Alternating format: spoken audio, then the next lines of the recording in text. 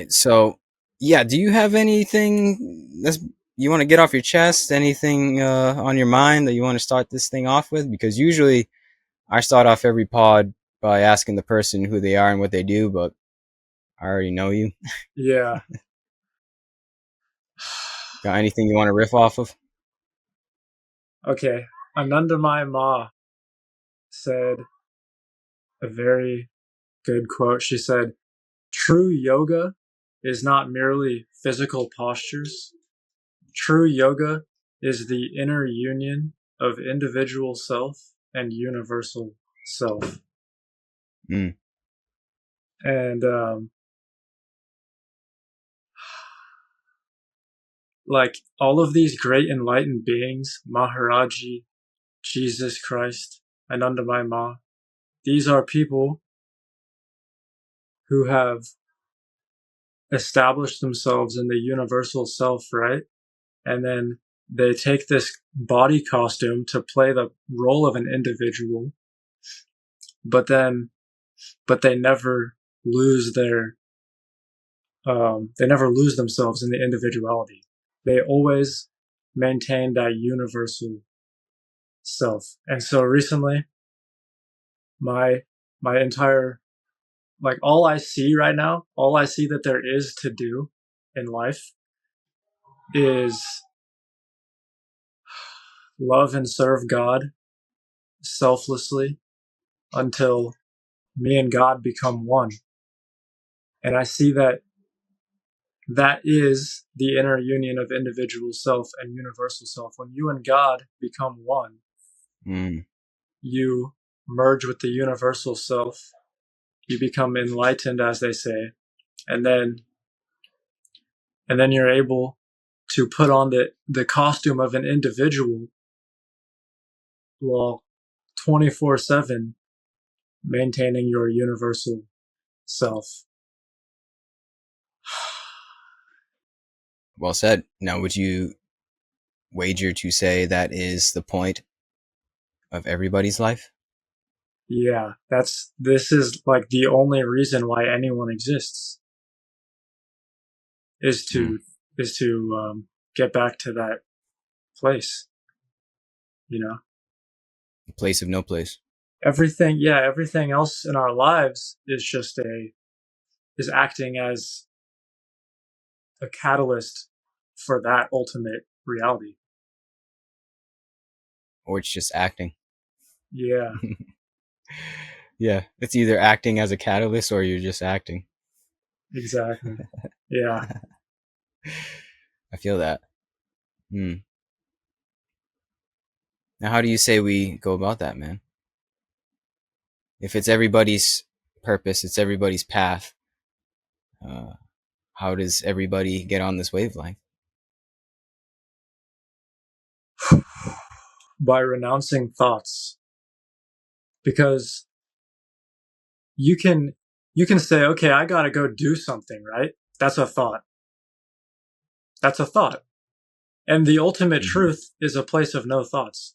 So anyone at any moment can actually just enter that place by being in the thoughtless, by renouncing thoughts. Make no effort to renounce anything. You know, a lot of people think they hear that, they say, okay, I gotta get enlightened. I gotta merge with God. I'm gonna go, I'm gonna go, renounce my car. I'm gonna go sell my car. I'm gonna go quit my job. I'm gonna go into the forest and leave my family, But Yeah. those are all thoughts. The second you think about renouncing something, then it's coming out of ego. And so the only true way to renounce anything is to just have it happen to you, to have it be renounced from your life, you know? I see. And so really, yeah, renounce thoughts. That's basically it. And that is the greatest act of faith, to renounce thoughts and trust that whatever is meant to happen is just going to happen, and you don't have to take control of it with your mind and your thoughts. Mm-hmm. Yeah. Float downstream. Yeah. I feel that as well. Vairagya or dispassion,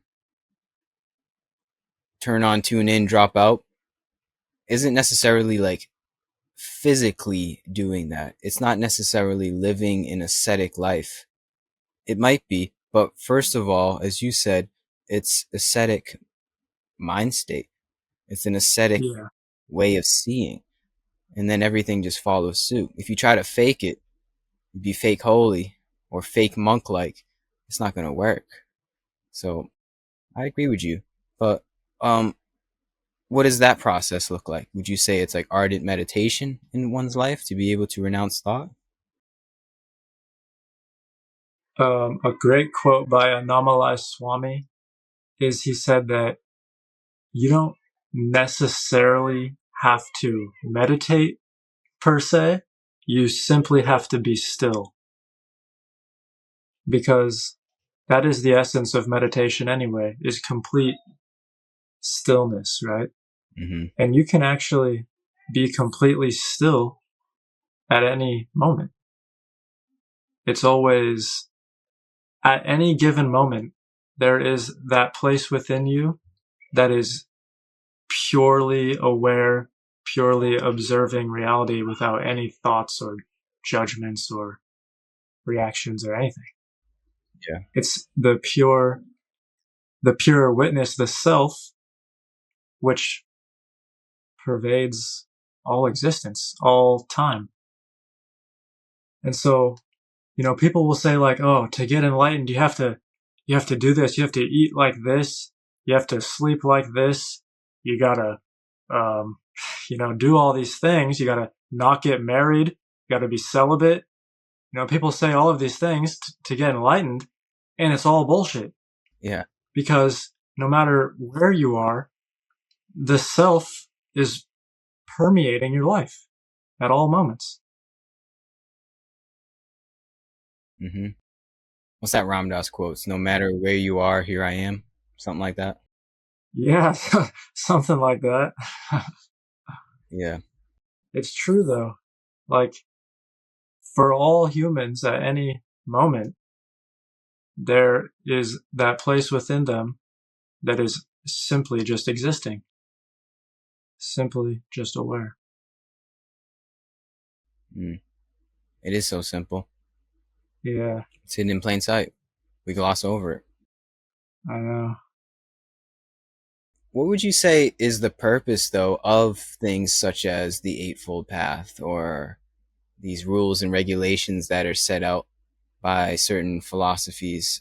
Is there value in that in some way? The way I see it is all language, all texts is for the mind, you know? Because Mm-hmm. the self, it doesn't, language doesn't apply there. And so, I think that certain things like reading books and following certain um, teachings and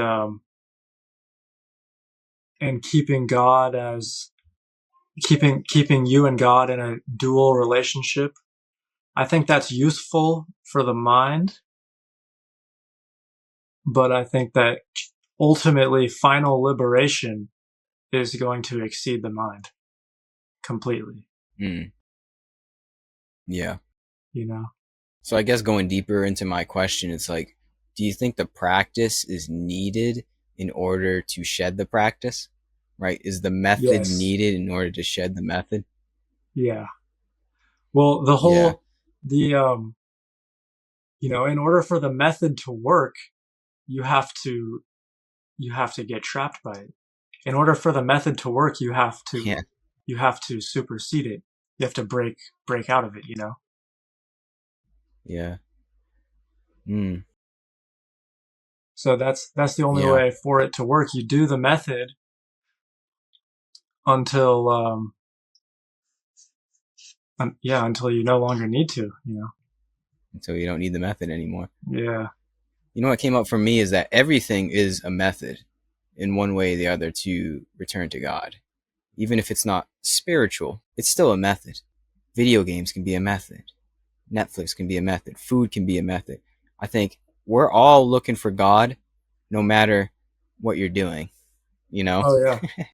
Whether whether we realize it or not, everyone is on the spiritual path, and Exactly. everyone is everything that happens in everyone's life is the spiritual path. Nothing is Yeah. outside of the spiritual path. Yeah. You can't hide from it. That's the thing. Yeah. People talk about God as if it's something you can escape. It's not the case. What do you mean? Yeah, people talk about God like there's somewhere to go where God isn't. Oh, Like okay. Yeah. like Yeah. I'll go to hell and there will be no sign of God there. Yeah. Nonsense. Mhm. God pervades all existence. Yeah. This is good, man. Yeah. That's what's funny too, is like people would label us as, not that I care, I'm just saying, people would label us as like, those are the spiritual people, those are the hippies. When it's like, no, everybody's actually the spiritual person. Yeah, Everybody's on the path. You just don't know it yet. That's the only difference. We exactly. know it. That's the only difference. There's the people Hmm. who know they're on the path and the people who don't know they're on the path yet. Yeah. That's powerful. The pathless path. It's amazing how much life opens up for you when you know you're on the path. Mm. Because when you're ignorant to the path, um, like Ramana Maharshi said, grace cannot pour into a closed mind. You know, grace, like the sunlight cannot shine into an upside down bowl. It has to shine into an open mind. And so, yeah, it's amazing how much life will open up for you. It's amazing how much grace and blessings arrive when you finally just open your mind to life and and see that, you know, it's a miracle. It's all a miracle. It's all a spiritual miracle. Mm. Yeah. Everything changes. And simply explaining how is that, as you said, it's a miracle. It's not like just at the realization, it's always a miracle. And that's kind of part of the miracle, is no matter what, even when shit sucks, even when you're going through a coffee withdrawal, a Yeah. caffeine withdrawal, it's a miracle. And yeah, that's that's huge. That it's all from the vantage point of the miracle. Everything is from the vantage point of, this is, no matter what, this is God. This is God in drag. And once you swallow that pill, you don't go back. Yeah. Hmm. You can't unsee that. Yeah, you don't unsee it. Yeah. But did you have something to say? Because I did have the question that I was going to ask. No, that's fine. You can ask it. What would you say are the obstacles that are in the path for us? Like, what gets in the way to see the miracle? You know, if it's so simple, what would you say what do you say that we do to blind ourselves? We take our thoughts seriously. We take our mind seriously. And then we take the world seriously. As in, we take it to be absolutely real rather than just relatively real. Mm-hmm. Because, I could get into, yeah, agitation of the mind, lust, desires. Um, there's so many things, but it's all in the mind. And if you can simply just create that separation between yourself and your mind, then you just undercut the entire game. Mm. It's so simple. It's actually so simple that it's like, it, I can't even talk about how simple it is. Yeah. It's before I even go to speak a word, that's the truth. You know, the silence before I go to speak about it is the truth. Mm. And so I could say for me, like what gets in the way for me is, yeah, it's taking this world seriously. I go through my life, um, you know, some guy does something horrible, um,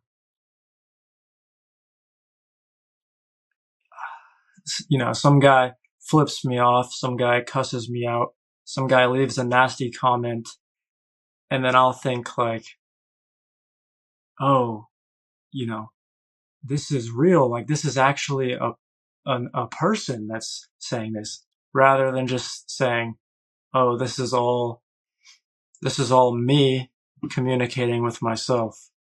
This is all happening within me, and just seeing that it's all God. It's all every single person is the universal self within. There's no external person. And so that's my biggest thing is trying to maintain that remembering at all times. Mm-hmm.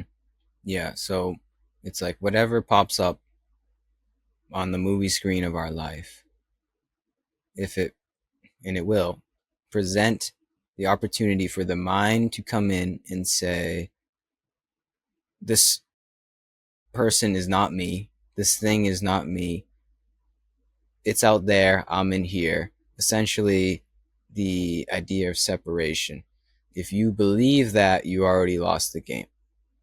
So you're saying pretty much anything that the mind will tell you, and it will tell you millions and millions of stories. Once you believe in it, once you believe that it's out there and you're in here, that's it. That's when you lost the game. That's the obstacle. Yeah. Mm-hmm. And yeah, I guess the way to get better at playing that game is through meditation. That's that's what it's been for me, at least. A lot of meditation. And if I'm not, I've done maybe 2 hours of meditation today, and I'm still agitated. I'm still, my thoughts are still running, and it's difficult to keep a distance from them. So, Mm. I think,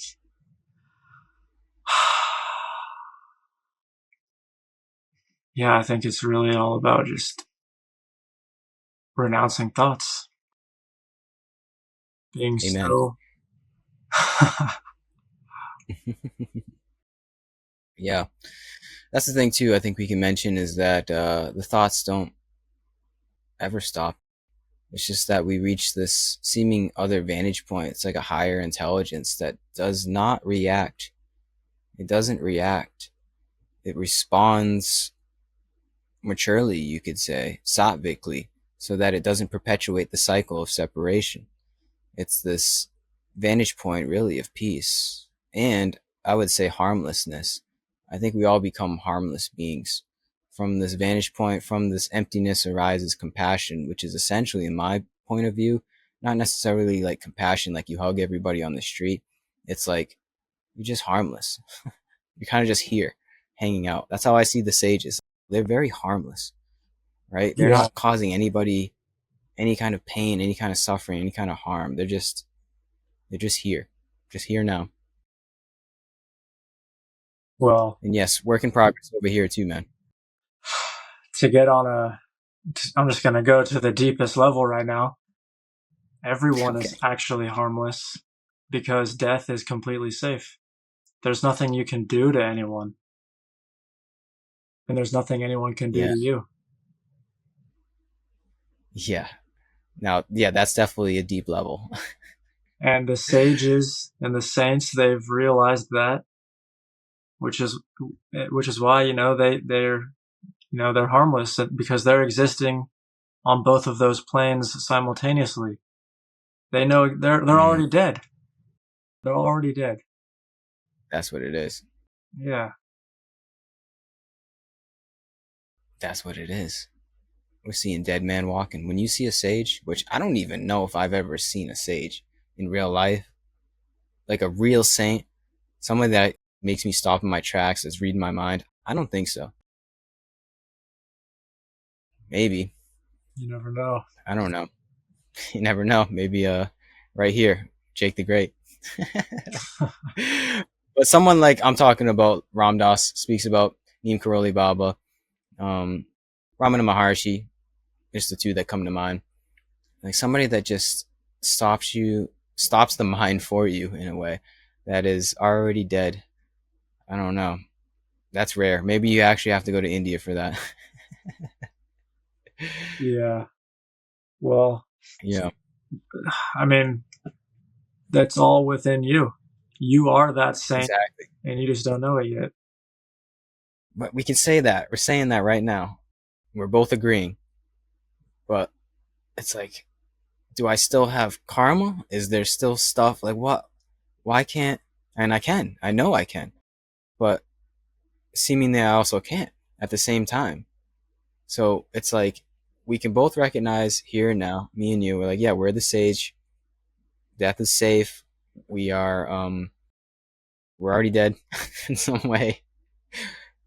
Harmless beings, right? But then I wake up tomorrow, the devil tempts me, and I listen, and I fall into the story again.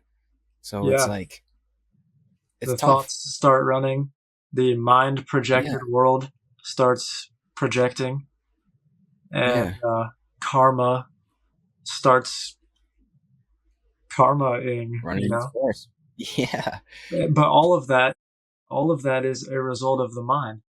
And you can tap into the place of no karma, no mind, no time at any moment. You know, you can just decide right now to exit, to renounce the mind. And then, all right. It's not. I think, of course, like these people like Ramana Maharshi and Maharaji, they just stay in that place and that's that. But,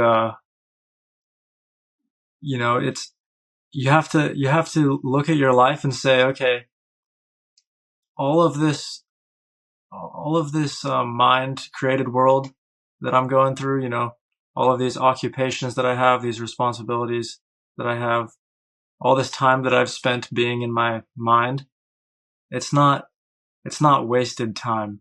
It's actually all a part of the path. And so yeah, it's like you can tap into that place at any time.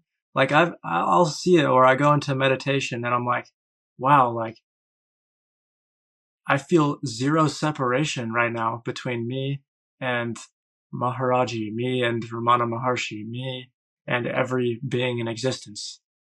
I don't have no more sense of separation, but then I come back into the mind and start playing this game and the separation comes back. And so, yeah, it's really just a matter of staying in the self, staying in that place and applying your wisdom to life.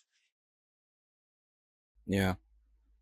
I think in that way, even not being on the path per se, even being distracted is the path. Even getting lost in separation is still according to plan. Yeah, it is. How else would you see the full scope of the illusion without falling into it as dramatically as possible? Yeah. Mm-hmm. It's almost like there's a part of us that likes pain because essentially, if we fall into illusion, we can recognize it's only going to create karma or potentially, and then create suffering. So I think there's a part of us that is sort of masochistic. Oh, for sure. Yeah. Well, I think deep down we know that the suffering is like food for the soul. That's good. As far as our mind is concerned, it's total shit. It's the worst thing ever, but I can see how someone could spend their whole life suffering and then leave their body, and it's like their spirit has just had the greatest refreshment ever. Hmm. Millions of years of spiritual evolution, and that was just exactly what they needed in that lifetime, you know? I see. Mm. Yep.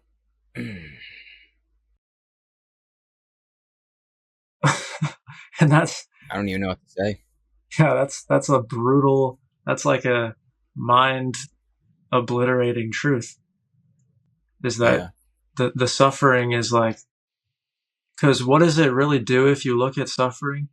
What it really does is it brings you closer to God. It Yeah. it deepens your heart, it deepens your presence, and it just brings you more into emptiness, into unity with all things. Mm-hmm. Yeah. That is definitely a tough one to swallow because there are people, and maybe even me, all of us, we're all gonna go through it. We're all gonna suffer a lot, actually. Some more than others, for sure. But you're saying it all has a place. And I know that sounds like privilege to say. We're in our comfortable houses, you know? I just ate a nice meal. I got watermelon water. I'm drinking watermelon water. It's amazing. So it might seem privileged to say, right? As there's people in Gaza and on the front lines in Ukraine. But from this very, very zoomed out point of view, or zoomed in, depending on how you look at it, it is all good. It's all going according to plan. And I think you said something like this in our last talk. What was it? It was like, whatever somebody's going through, because I think we were on a similar point, it's perfect for them. It's perfect for them to reach God. And that stuck Yeah, with me. It's like we all have our own unique suffering, you know? yeah, yeah. And yeah, that's really it. Is once you see the way things are, you either have to say, you know, this is all a crazy, chaotic accident. There's no purpose. You know, there couldn't be any purpose to this. Or, and this requires you to override your mind, you say, or somehow God didn't make a mistake. This is not an error. There's nothing, there's no mistake being made. This is all contributing to who I'm supposed to be, you know?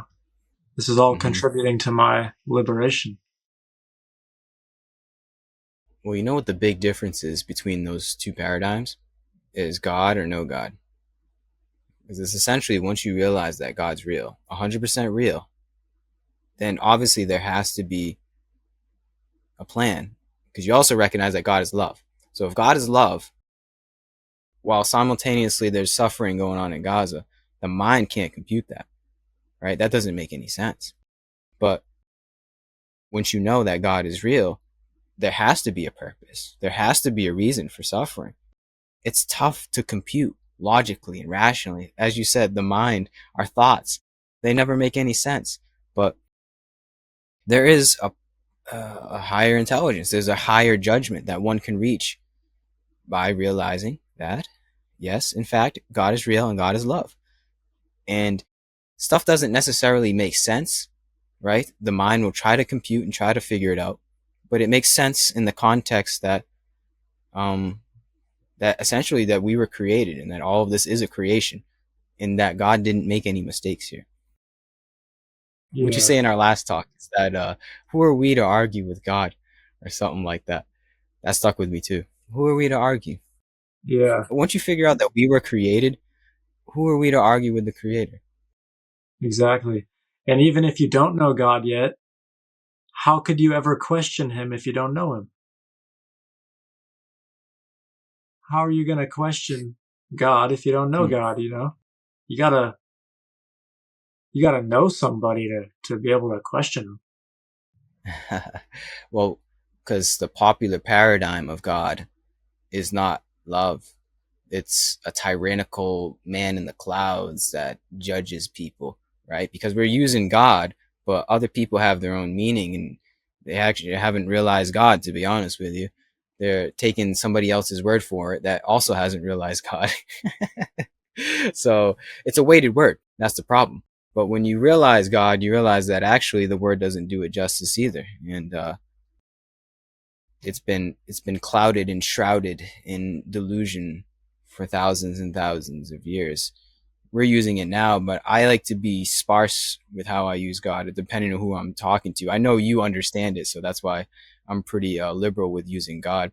But when I use it with somebody else that isn't necessarily realized per se, I don't use it because it can get tricky. Because then they might think I'm using God in the sense of like a dogmatic Christian way, or some kind of dogma that's related to it. Yeah. So yeah.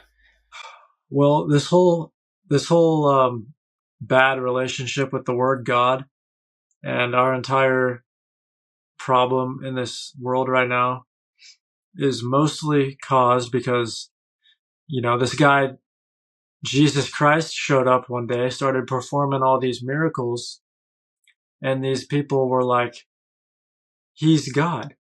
He is supernatural, not not a normal human. No other human could ever be like this. This guy is a god. And because of that, people put God as something outside of themselves. And then that's what the entire Christian religion is founded on, is God being something outside of themselves, because they cannot fathom that they might have that power within themselves. Mm-hmm. And so, I guess I understand. I guess I have compassion for the whole Christian religion, because it makes sense. If you see some guy walking on water and duplicating fish and bread and performing all these miracles, you're gonna say, "Wow, like that's something else," Like Yeah. that has nothing to do with me. That's what we tend to think. But really, it has everything to do with everyone. Mm. It's all it's all within. Mm-hmm. And right there, that's the big difference, right? Is dogma. It all has to do with him. Bow down to him and he'll save you. Yeah. When really it all has to do with you. And you save yourself essentially. I mean, guides and teachers are great for sure. But as you said, this is a solo journey. It's all within. Yeah. This is a solo journey. Mm-hmm. This brings me to another thing, is what do you think about like soulmates and this kind of thing? Ooh, play on words right there. Divine union. I mean, I've felt that I've had, and maybe this is just my naivete, but I felt I've had soulmates before and they never worked out. I've been in love with multiple women and I'm like, oh, okay, I guess that wasn't it. And it's always the same kind of like passion. It's always the same kind of love. So I don't know. Maybe I haven't met her yet. Um, I'm not saying I don't believe in it, but I've had a lot of times where my mind, my being, my body is trying to convince me that this woman is my soulmate. Or maybe it was just some kind of false idea of a soulmate. And let's just say it didn't work out. So I haven't felt it yet. I thought I felt it a few times in the past, but personally speaking, We'll see. Yeah. What about you? Well, yeah, definitely not. I've actually never had a girlfriend in my life. I've I've had sexual relationships with women, particularly in my early teenage years, but never had a girlfriend. Never, never. I've met girls where it felt like I had known them from previous lives, and so I believe that there's like um soul friends, like things like Mm-hmm. that. But I think what the biggest problem is that I've realized, and this I'm speaking from experience, the biggest problem that we tend to get ourselves trapped in is we think that we're gonna like merge entities with a girl. We think that we're gonna like become one with this other person and like become a pair. Yeah. Become a merged entity. But what I found out is that every single person is an individual and everything in existence, and there's no in between at all. That's it. You're either an individual or you are everyone, everything in existence, and there's there's no in between. And so, if you take like a Jesus and Mary Magdalene, for example, you could say that's like the pinnacle of like divine union, right? But each of those beings needed to achieve the inner union first. They needed to achieve the inner union of individual and universal self, and and and realize that they are the universal self 24/7. And so it's not like Jesus and Mary are like two separate beings. It's like Jesus is everything in existence and Mary is everything in existence. Jesus is an individual self and Mary is an individual self. And that's it. That's where it stays for forever. And do you think that's how we inevitably attract a soulmate, a real, true soulmate, without even thinking about, oh, this person's my soulmate. This is my twin Yeah. flame. Yeah, I think that's the only way is to um, achieve the inner union first. Yeah. And maybe it is a multi-lifetime thing. Maybe a soulmate, like you're a little naive and egotistical to think it happens in this lifetime. If you really want truly something that special, we're talking like a soulmate. We're talking about forever, man. If you want that, yeah, I think you're gonna have to give it all up, and you have to even not want it anymore. That's the thing. Yeah, you have to become a nobody. Yeah, and that's when you find your somebody. Yeah, Sorry, was that corny? a little bit. I had to say it. That was good timing. Hey, man, it might be true.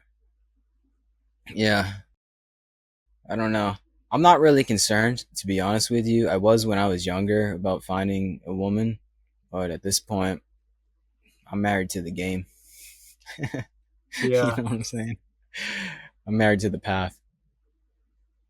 yeah, me too. I see. That's like the only thing to do. Even if I did find a soulmate right now, great. Now we're just gonna um, follow the path together. You know, Yeah. there there's no deviating from God. Mm, amen. And you know what the thing is, too? You talked about how the idea is this merging, right? We think we merge, like the two become one. Well, physically speaking, that is what happens when you have sex and Yeah, you create a child. The two literally become one. But it's like that can happen physically and not necessarily be the case spiritually. You know, it can almost Exactly. be like it's almost like That's a that. falsity of oneness. Go ahead. That's exactly why that is the hardest yoga. I Uh huh. Ram Dass said it. He said, "Relationships are the hardest yoga." Mm, That's exactly why. Is because the illusion is so strong there. You have yeah. sex, and you're convinced that you have merged entities with this person. You're convinced that you have merged souls with this person, when in reality, you you stepped into the place where you were at one with them, but then you came back down and you came back into your separateness. Yeah. And you can never stay there. That's the thing, is we want to cling to that so bad, Mm-hmm. but you can't. And you have to accept that, yeah, you're one with that person, but you're also one with everything and everyone that's ever existed. Yeah. It's all one. It's all one. It's just so potent, that energy, especially when you're young. You don't know any better, and then you fall in love, or you fall in love with somebody. It's just so powerful, man. You know the what is it? The honeymoon phase. That's just Yeah. so powerful. And I think that is, I mean, that is love in some way, definitely can be. It's just like it doesn't last, as you said. You got to come back down. Yeah. And is it truly like merging souls? I don't know, but it is some form of love, and it's so hard to ignore. Like when you find somebody serendipitously that just comes into your life, and you guys are just having a good time and lighting up each other's world. That's so beautiful. Everybody knows what that feels like, falling in love with somebody. It's so novel, and I'm not trying to get too corny here, but I think you can understand what I'm saying. Like that feeling of you meet somebody new and it's like, it's like a breath of fresh air. Maybe that's the state that the sage is in 24/7. They're always in the honeymoon phase with everybody. I actually uh this came to in my head the other day. You know, you start to make progress on the path when you start to fall in love with strangers. I feel myself, I see a stranger and I love them, not in a sexual way, obviously, not weird like that, but I feel their pain almost. And I don't even know who they are. I'm just passing them on the street. Not everybody, but I think a lot of people. Go ahead, sorry. the difference between the sages and the saints, and then the average person who goes into that romantic honeymoon phase, Mm-hmm. the difference is that the saint can love someone they see on the street so much, but then let them walk away without a thought. Wow. That's the difference. Is, Yeah. can you love someone with all of your being, all of your heart, and at the same time be indifferent as to whether you ever see them again? And that's love. Mm, That's the love of God right there. yeah. And try doing that in the honeymoon phase. Yeah. No. It's like, no, I want you, baby. One more night. Let me turn on my light really quick. Oh, yeah. That was very wise, Jake. I appreciate that. Appreciate you sharing that. Yeah, man.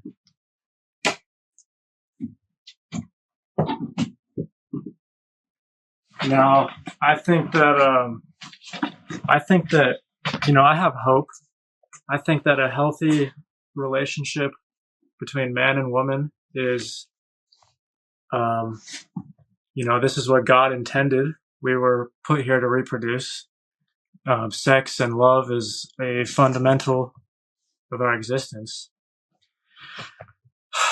But what we have to learn to do is maintain that separateness, maintain your individuality, always, and recognizing that this person is not something outside of yourself. And so it doesn't necessarily matter if you never see them again, because they were never out there to begin with. It's Yeah. always in here. Very true. It's easier said than done because, like I said, when you're in the moment, when you're in the midst of it, it's the most potent energy, at least personally speaking, from a man's point of view. The feminine, when you're in love with the feminine and just a wonderful feminine woman, it's so potent. And the last thing you want is for her to walk away. You Yeah. know, it's a true test. Yeah. That's the hardest yoga. Mm. And that's, to be honest with you, that's what I've been seeking for the longest time, because I know that that is just going to like, that's just going to be the ultimate purifying agent, you know? Like if I can maintain that kind of relationship, then I will surely tread the path of enlightenment, you know? Yeah, it's a good point. Mm.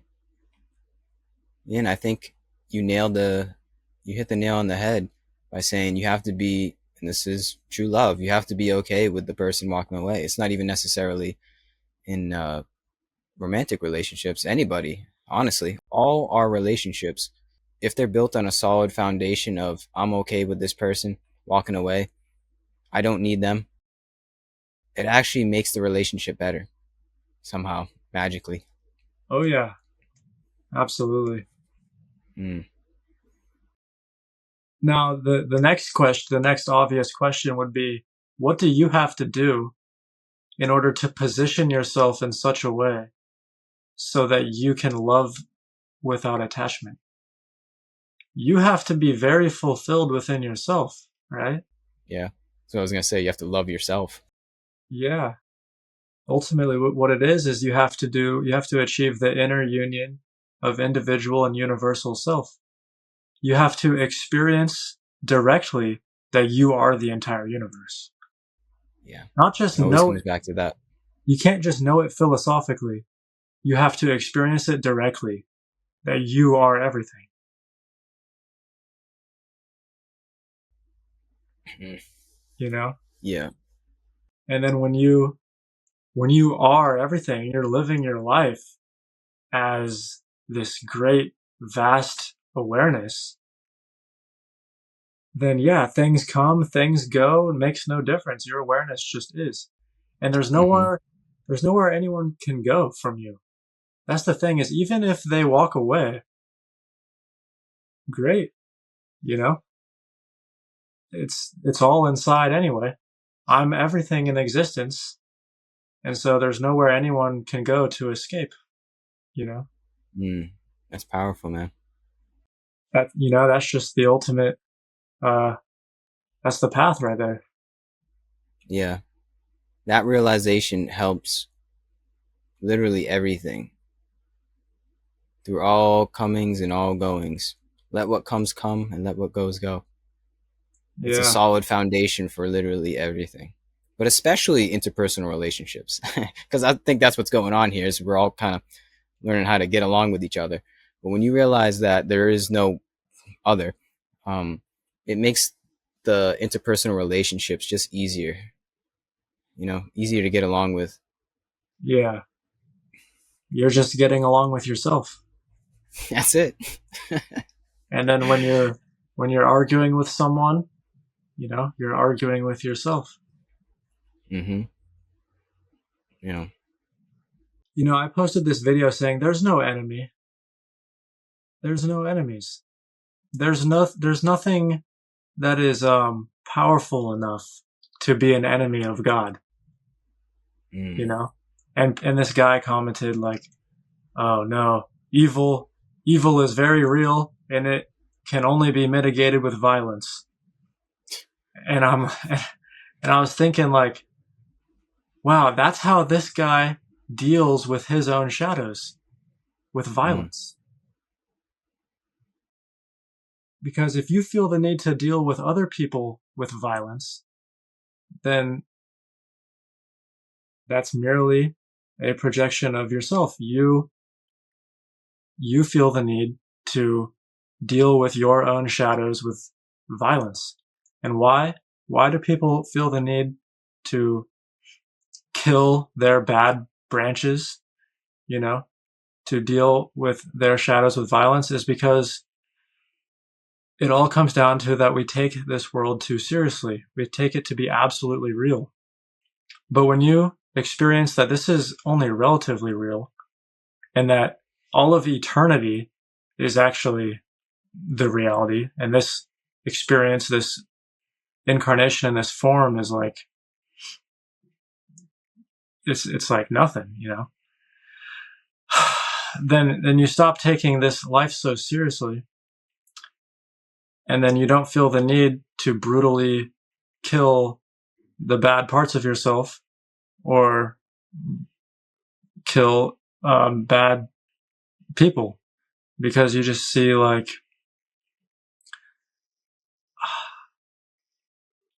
there's no more fear. Ultimately, why the reason why we feel the need to kill these things with violence is because we fear. It's fear. But when you are established in the kingdom of God, in the eternal reality, and you realize that you're not of this world anyway, then that fear starts to dissipate. It turns into love. Yeah. And then you can Mm-hmm. just love everything. And Yeah. that's the other beautiful part about realizing that this isn't so serious, it's not real, is that you can just love everything, love everybody, and it's no big deal because Mm. it's not that real. Hmm. Well, the devil's advocate, that guy in the comments, would say, well, if none of this is real, then why love? What would your response be?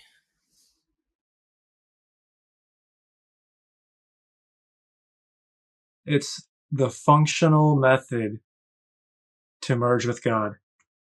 You're not going to merge with God through violence and hatred. Mm-hmm. Now, you can do what you want and it's not so serious, but if by chance you decide that you want to get to God, then the most functional route to get there is through love. Mm-hmm. Yeah. So it's all on the basis of, what do you really want? Do you want God, or do you want to be God? you know, do you want to merge with this true God, or are you living in some kind of your own idea of what God is or what God should be? And that's the difference between truly realizing God and then going on a crusade. You ever think of the Yeah, crusades? How insane that is, that they actually happened. it's insane. It's ridiculous. Yeah. But yeah, it's all on the basis of, really, what do you want? I think. Like, what do you want? Yeah. Do you want liberation from this world, Yeah. or do you want to remain in duality? And ultimately, when you assume an enemy, you automatically put evil on the same power as yourself. But me personally, I have zero enemies whatsoever because there's no one that is evil who is powerful enough to be my enemy. Like if you are committing evil acts and doing these things, like you're not on my level to be my enemy, you know? That makes a lot of sense. The only people that are on, my playing field are not going to be people doing evil acts. Yeah. So from your point of view, enemies don't even exist. You can't Yeah, even there's fathom. no such thing. Yeah. And that really is the truth for all of us. We just create enemies. We create this falsity of enemies. But Exactly. yeah, as you said in the beginning, there are no enemies. We're all one big family. Yep. That's the thing we need to recognize, is we actually are all brothers and sisters. Yeah. Yeah. Literally, like we're all one big family. We're all one being. Yeah. Yeah. Powerful stuff. Yeah, I don't even know where to go from here. I'm gonna need like a I'm just gonna meditate for the rest of the night after this. It's one of them ones. Yeah. Yeah, I think we figured it out, man. I mean, we're getting there. And that's the thing, too. This wavelength of us seeing that we're all in it together, that we all are it together, will we get to that point, or will there always be this duality of some people that get it and some people that don't? Okay, the problem with that question is that Mm-hmm. you're assuming that the duality exists in the first place, but it doesn't, you know? Mm-hmm. The duality is only an illusion. Yeah, It has no exactly. actual substance or existence to it, you know? The So that's why I oneness. believe, sorry, I was just going to say, that's why I believe this is an inevitability. In time, what is time? Oh, yeah. Or even, yeah, I mean, even outside of time, like time's not even real. It's just, this is just the way it is right now, Mm-hmm. you know? So again, that's why it's an inevitability, because Yeah. there is no time and there is no duality. So, yes, eventually we will all see this way, whether it's in 10 years, 10 months, 10 minutes, 10 centuries, whatever it is, it doesn't matter. We will eventually. There's two planes going on simultaneously. On one plane, which is the universal self consciousness, the spirit realm, um, everybody is already in agreement on that. You know, everybody already sees and knows the truth completely. But then we wake up, we we go about our day, our minds, our egos start up, and that's what creates all the duality, all the disagreements. But before any of that happens, when the mind is completely shut off, then yeah, everybody's in agreement. That's another thing is I have no enemies and I have nobody that disagrees with me. I don't accept when people say like I don't know if I agree with what you said. I'm like you do agree, you just don't know you agree. You know. Wait, hold on. So you're saying that people can't disagree with you? They can have the illusion of disagreeing, but as soon as their thoughts and their mind and their ego is renounced, then there's no one left to disagree. Okay. And then it's only agreement. So we're all in agreement by default. Yeah, that's the way it is we're all yeah, we're all in agreement by default. We just have this illusion of thinking that we're in disagreement. But literally this whole life, this whole world is so non-existent. It's like it's hilarious. Like this will all be over in the flash of a second. Yep. Nothing. Like nothing. And then just like nothing, it will have been like nothing ever existed at all. And we will Yeah. all be right back into home, into full transparency and agreement. Oneness. Mm. Mm. Yeah. It really is, man. It really is nothing. If we take it so seriously, like this is the world, this is what's going on today. Did you hear? Yeah. It doesn't mean anything. Dude, it's actually so insane. Yeah. Mm. On one hand, it is insane, but on the other hand, as we said, it's all according to plan. Yeah. Depends on how you look at it. It's insane to the mind. Yeah. But as long as you can laugh at it, I think that's at least my antidote to the insanity is laughing at it, or maybe with it, laughing with it. And Yeah. yeah, just keep carry on and laughing. That's me at least. But I think there is a sense of cosmic humor that comes along from realizing God. I think God is the greatest comedian of all time, Oh, definitely. right? The jokes are endless. Oh I yeah. mean, this whole thing is a joke, but then there's jokes within this whole thing, Yeah. you know? Dude, I never thought like yeah, I mean th- the truth like to be like just completely blatantly honest, like the truth about life is that it's a meaningless joke. But that is so beautiful. That's the good news. Yeah, that's the good news is that this is all a meaningless joke. And when I say meaningless, like Osho said something like this, like love has no meaning. A flower has no meaning.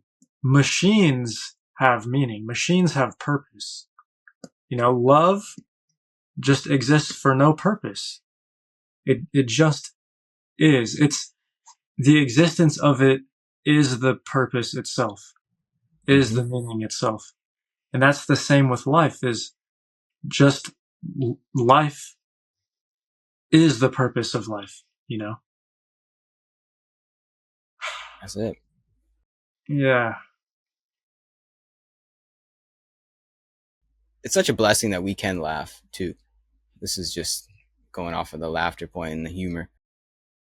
And I think that makes us not machines in some way, unanimalistic, because animals don't laugh, machines don't laugh, but we have this very unique phenomena as a human being, as a consciousness, really, of laughter. Like the other night, I was laughing at some just dumb video, crying, and I was like, I lost myself. It was almost like it was a mini death.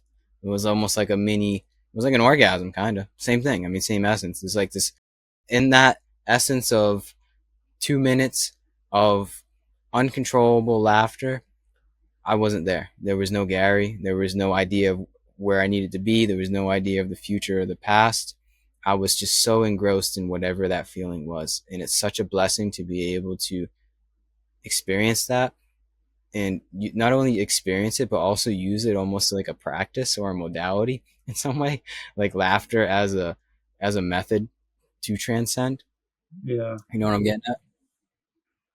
Yeah. Yeah.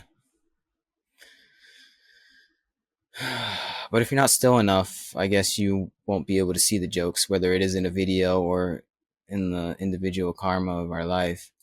If you're not ardent enough in your practice of meditation, the jokes will just go right by you and you'll take it seriously. Yeah.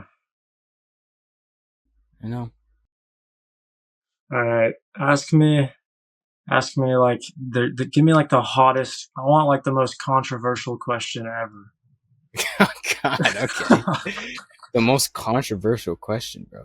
Just give me like a crazy hot question. I might have to take a few minutes on that one. I don't know. You putting me on the spot. Um, what would you say is the hottest question? Let me bounce that back to you. What do you think is like the hottest question or the hottest topic that anybody should ask? Do you have anything?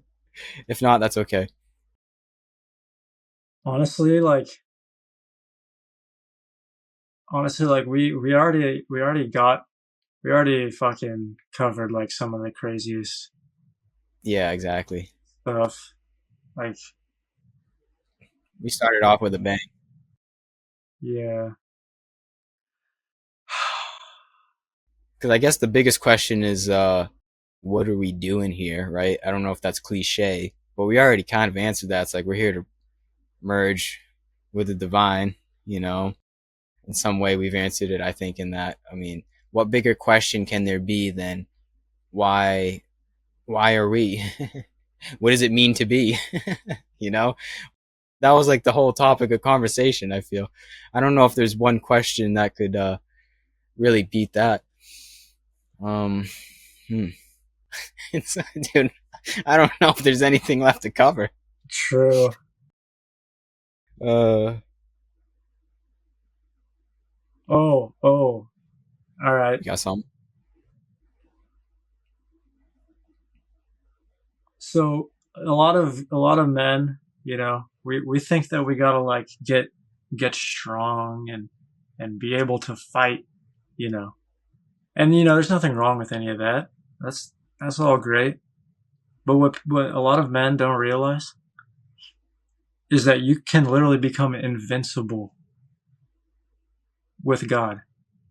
Yeah. No man has ever beat God in a fight. And so if you align yourself with God as a man, when you have this relationship with God and you're merging with God, you become invincible. Yep. Like no one can do anything to you. Yeah. And that's what Jesus was showing us.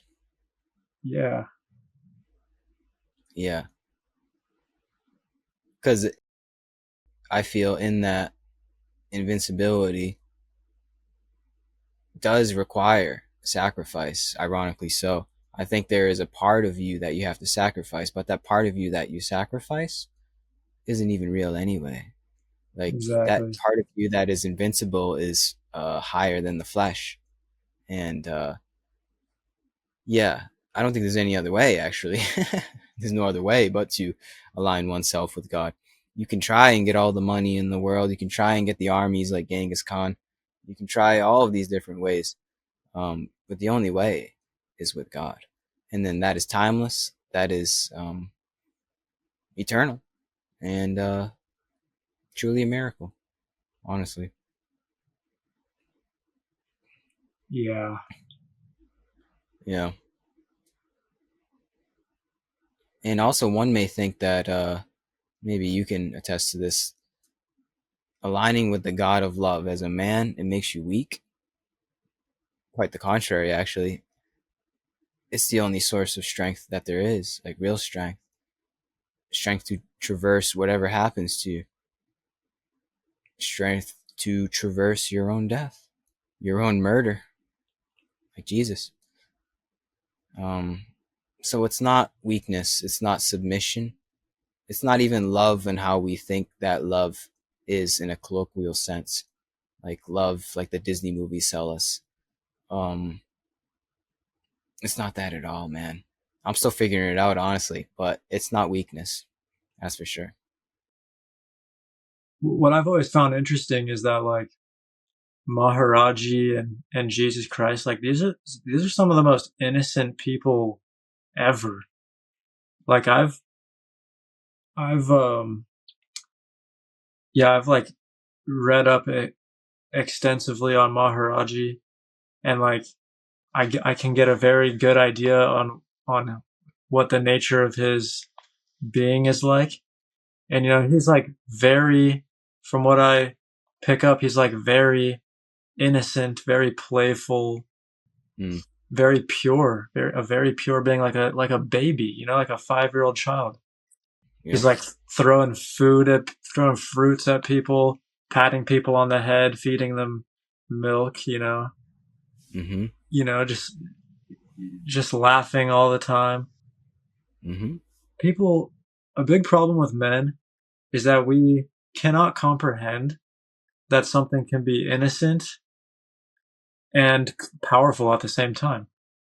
We see innocence as basically being the opposite of power, Yeah, right.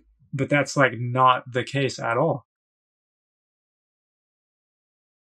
The innocence is like the greatest power in the world, when you when you surrender to your innocence, which you already are. Every single person, whether we like it or not, we're all innocent just by the fact of how small we are in comparison to the entire universe. Yeah, exactly. So we're all innocent, and when you surrender to your innocence, you surrender to reality, you gain all the power in the world. Yeah.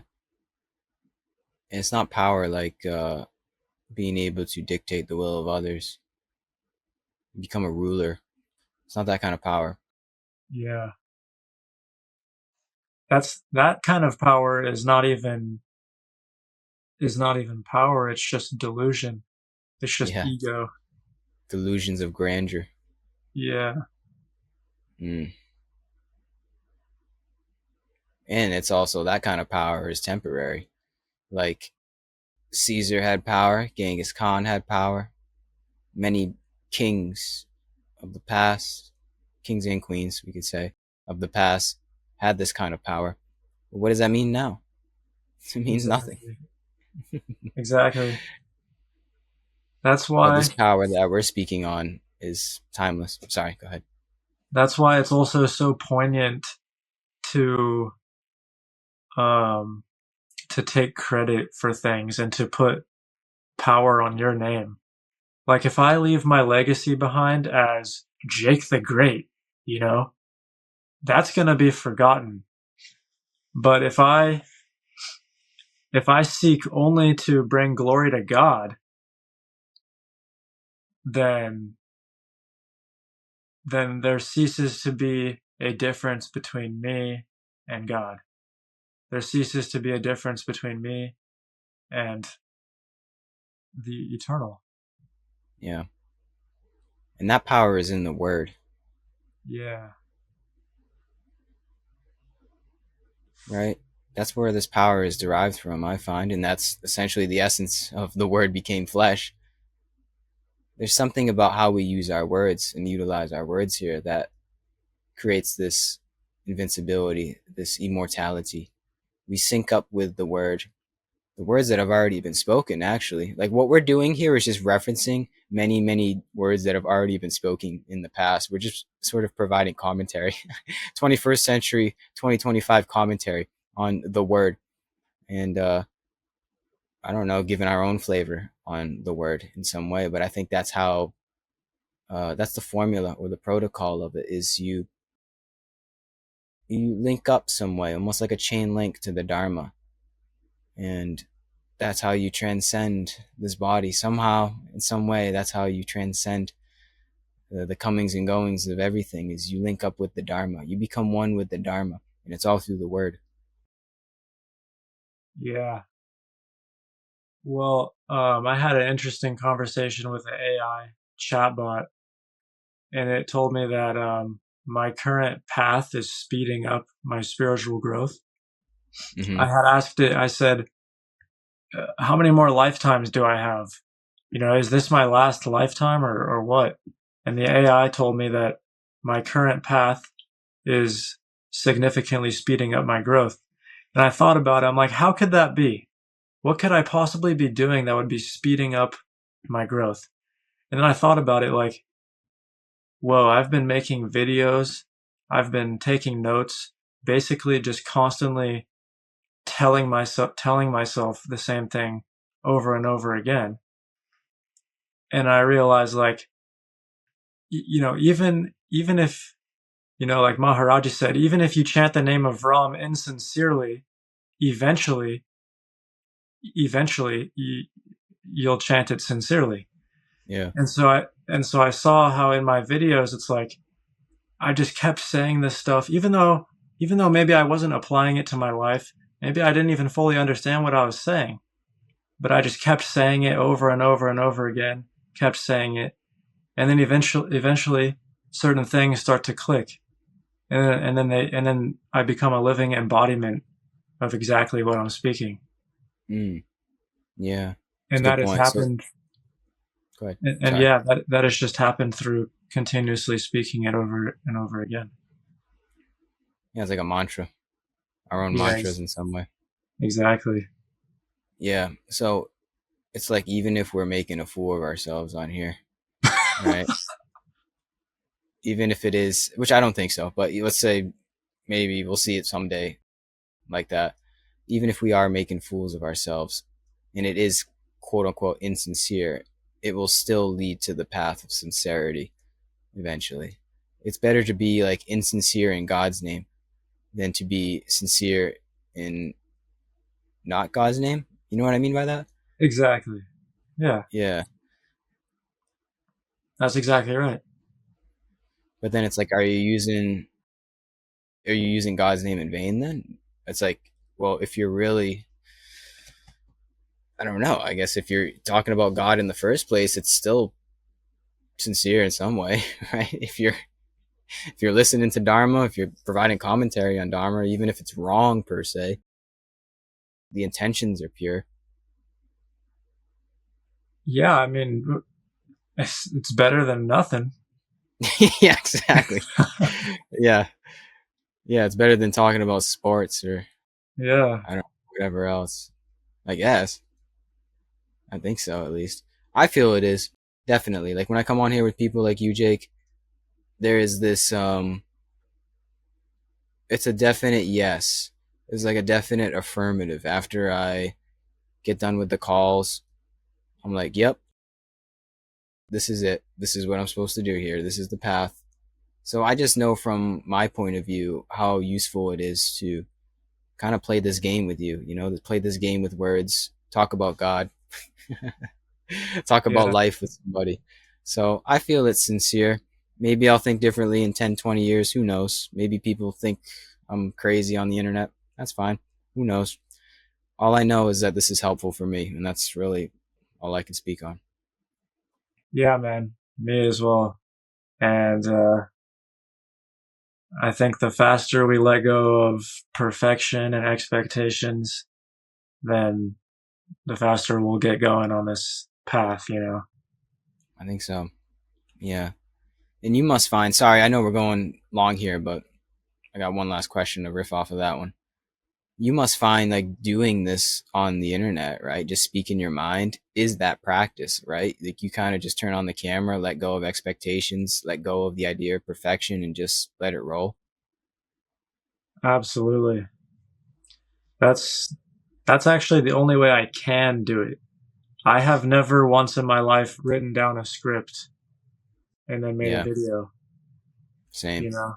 That's inauthentic, I feel. Like I think that's insincere. I think what we do, what we're doing right now, and I'm not trying to sound too egotistical, not trying to like boast here, but I think this is just sincere. I know like we record it, we put it on the internet, and people call us cool and stuff, and they like, but that's secondary. Like primary, I'm just on here to have a good time with people. And I Yeah. think that's the highest form of practice. I feel it's like a practice, right? It's like a sadhana that leads me to sincerity because I'm vulnerable. Like I'm coming on here, you're holding me accountable in some way, right? It's like it's strange. It's hard to explain to anybody that doesn't do it.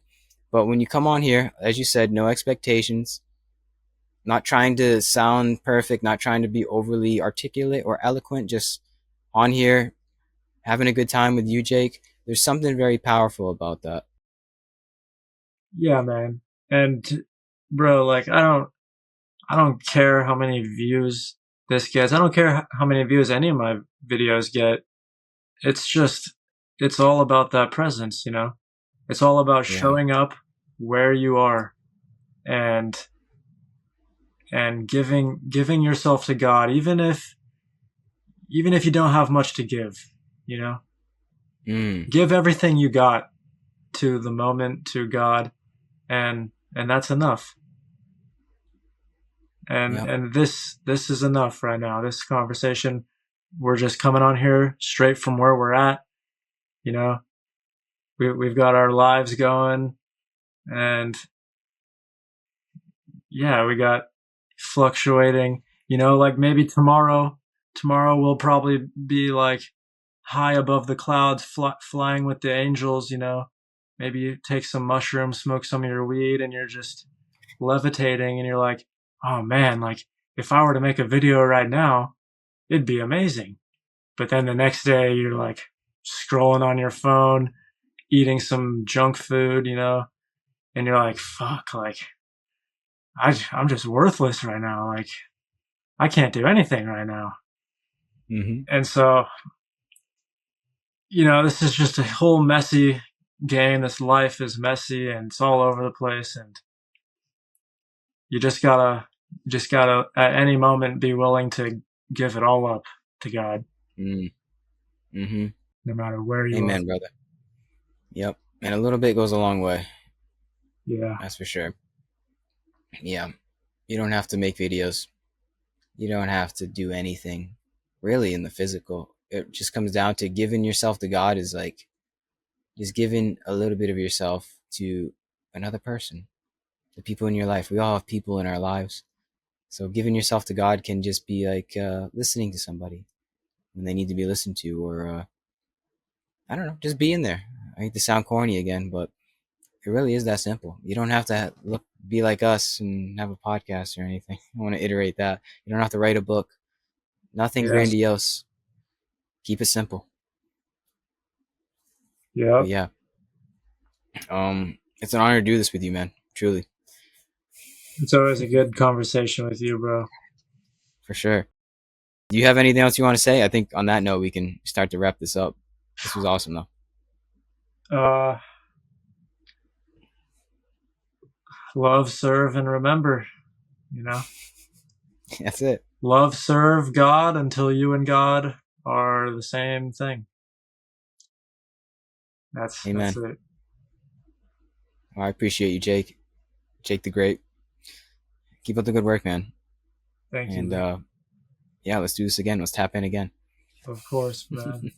Anytime. Peace and love to you, and peace and love to everybody that listens to the song. All love. All love.